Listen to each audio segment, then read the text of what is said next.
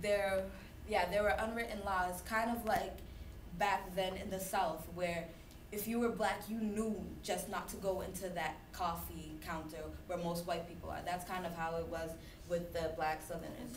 You knew where you were supposed to be, and you knew where you weren't supposed to be. So if you were crossing that, a lighter-skinned Northerner or a Sudanese Arab could beat you, and it's not the law for them to beat you, but it was just like, as I said, like something that was mentally instilled after tradition. And however, there were speeches against rebels, but not against the black Southerners. They'll be like, oh yeah, let's kill the rebels. The rebels are breaking our democracy, and the rebels were black. So, you know what I mean? But they weren't saying black people are bad, black people are this. They're directing it towards the rebels that everybody would, you know, put them in the same category. And like in Nazi Germany, unlike in Nazi Germany, there weren't laws trying to kick them out. They weren't, oh yeah, like you have to get out or else you're gonna die. They didn't give them an amount of days for them to get out. People were fleeing on their own. They're terrorizing black Africans out of Darfur and Sudan.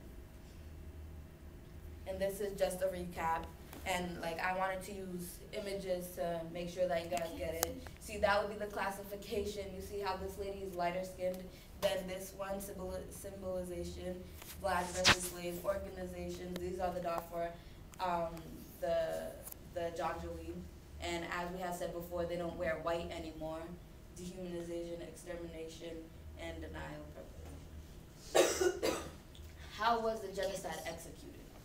Ethnic atrocities included burning and destroying of black Muslim villages, slaughtering men and women and children, mass rape, ethnic cleansing, beating, mutilation, terrorizing Africans out of Darfur.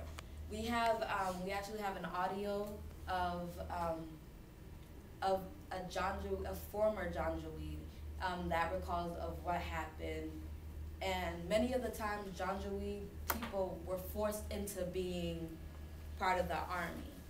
They didn't always want to.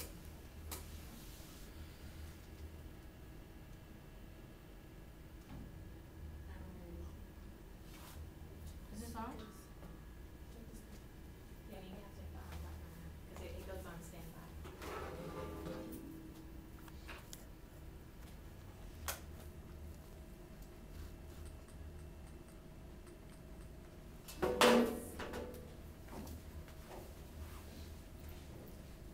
Orders given to us is to burn the villages completely. Even we have to poison the water wells.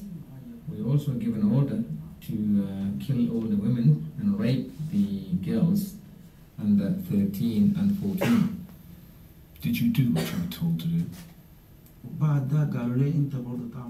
When they asked me to rape, I went to the girl and stood in front of her. My tears come on. They said, you have to rape her. If you don't, we will beat you. Then I hesitated. They hit me by the back of the rifle.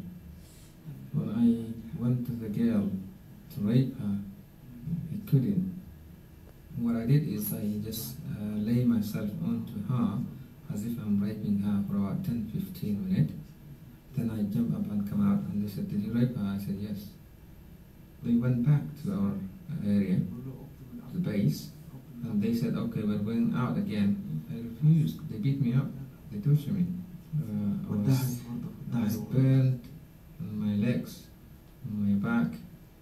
Did you take part in any of the burnings that you were ordered to do? Yes, I did. We have no choice, yes. Did anyone refuse? Two of my colleagues refused. They shot them dead. Did you shoot anyone? Because you were ordered to, weren't you? I didn't kill anybody, but I did shoot towards the people. I meant not to kill or to shoot anybody. Was it ever explained to you, as a soldier, before these attacks, why these terrible things were being done? Why الشرف لنا هذا أول بداية يقول لك المعارضة قايم منهم هم. Yes. They say that they are the one who take food and water to the rebels. They say that if we kill these people and burn the villages, then the rebels will not have the supply, so they will move out of the country to the neighboring country. But how did they justify to you killing children, killing babies? They said this is our law, we have to finish everything. They said it's the law to kill babies and children? This is what they said. Yes. Do you think that your own people will ever be able to forgive you for the part you played, even though it was reluctantly you were forced to join the army? Do you think they'll ever really believe you, that they'll ever trust you again, accept you again as one of theirs? They only know that I became a soldier. They don't know where I am, even my family. President al-Bashir has repeatedly said that his army is not guilty of atrocities against civilians. And he's also added that if this did happen in any cases, he certainly had no knowledge of it. Do you think that is credible? Omar Bashir هو قاعد في الكرسي. Omar Bashir, he's on the chair. This is al-Bashir doing all these things. That's a former Sudanese soldier relating his story. So as you can see, like, what the Janjaweeds, many of them volunteered to be a Janjaweed soldier, but a lot of them were like kind of tricked into it. And once they were there, they were stuck. There was no way out for them.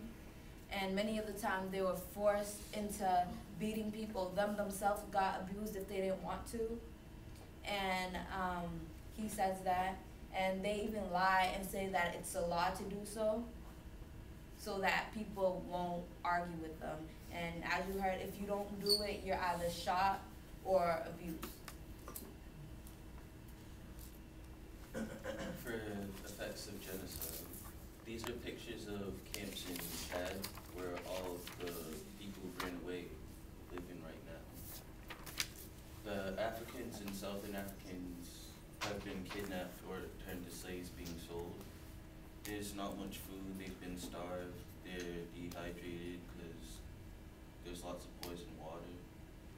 Many women are raped leaving camps, and such as when they go to get firewood or water from the wells. There isn't much hope or faith for them, even to return back, and there's conflicts not only between the rebels and the citizens, but the citizens themselves. Because they dislike each other, there's no common language, and they have a lot of problems.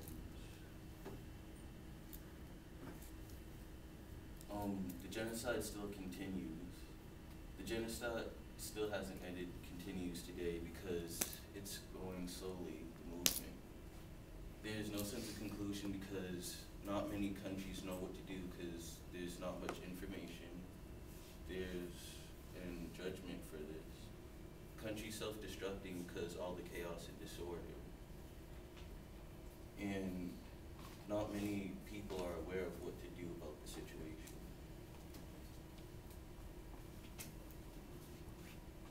The people who are responsible for the genocide are Omar al-Bashir and the Janjaweed and other countries that have not been helping with the genocide in Darfur. President Omar al-Bashir supported the Janjaweed financially and politically, but he denies it. He's been Pakistan, Algeria, China, Russia, and other nations part of the Security Council are watching and not acting, so they are being bystanders, letting it unfold. The United Nations refused to listen to the Sudanese ambassador in 2003 because they were newly established, so they were just thinking things were going to work out. China has been going against plans to intervene because that's where they get all their oil from, so they don't want to cause any problems or they get that taken away from them. The United Nations and the African Union stated that the rebels were at fault. And the Janjaweed is uncontrollable because the Arabs in the group have long hatred Nazis in